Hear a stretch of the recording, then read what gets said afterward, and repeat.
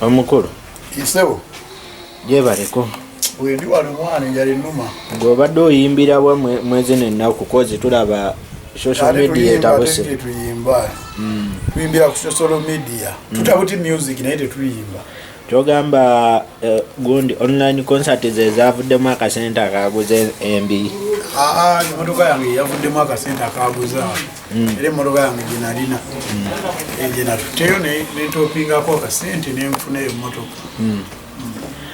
Twalabe wagituumibwa nnyo. Erinnya walijjeewo. Oba n'ekintu kikulu omanyi abantu baagala nnyo bakyala baabwe. Kati eyo njagala nnyo emmotoka yange empya nangagireeta eyinza okuba si mpya ku muntu mulala ne ku nze empya.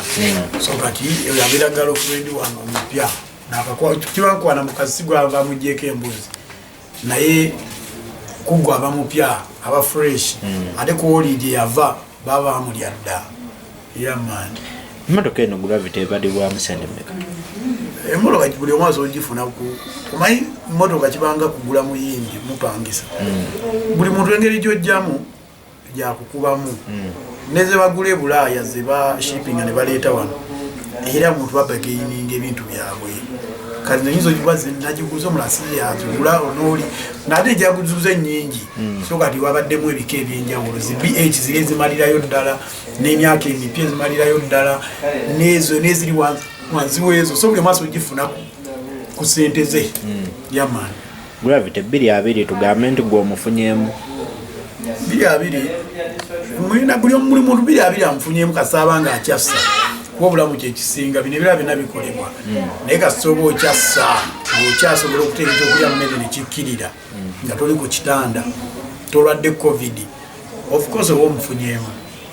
Mulimu eyo abalowooza abagamba nti mubaddemu abayimbi abamu abaze kuvugira ku mutima ngoga kusaasira oyo emmotoka eyo zalina nange njagala kirungi era naawe okiraba ngaokyegomba era mbadde mbyegomba mbiraba nenjego neŋŋamba emmotoka eyo akabibboyi ng'eyimiridde. Nga tuzeeko ko katono ku saidi ya politics tulabe abayimbi bangi basaze bagenze okuwagira muyimbi munnaabwe Bobi Wine.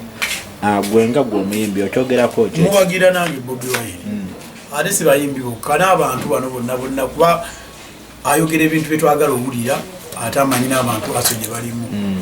Yamani so kati of course nange ndi kusaidi eyo. Wafunye kaadi eya nope? Ngenda gifuna sinagifuna ngyetaagira ngenda gifuna jasaabaddewo baazigabidde naye nyeragendayo ngijjeyo. Okay.